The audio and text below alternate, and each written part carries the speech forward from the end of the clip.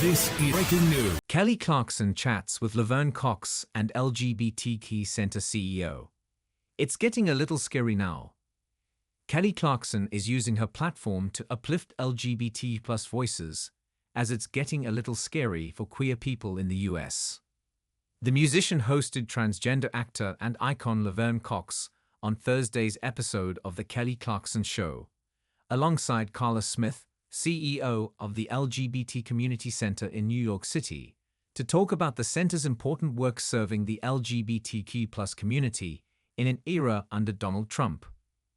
"I'm actually the first CEO of color at the center, the first black CEO," Smith said to Applause.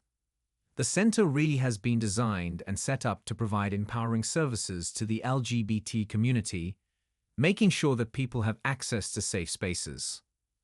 Smith detailed the center's beginnings in 1983, when it was primarily working to address issues related to the AIDS epidemic, by making sure that we could create safe spaces. Smith noted that safe spaces for the LGBTQ+ community didn't exist back then, prompting Clarkson to interject. "It's getting a little scary now, too. There's a though line, right? That sort of carries us forward," Smith continued. "And since then, over 40 years we've developed services that are responsive to the needs of the community. We provide mental health services. We do survivors support services, substance use services, HIV prevention, and work with youth. Very important services needed more than ever."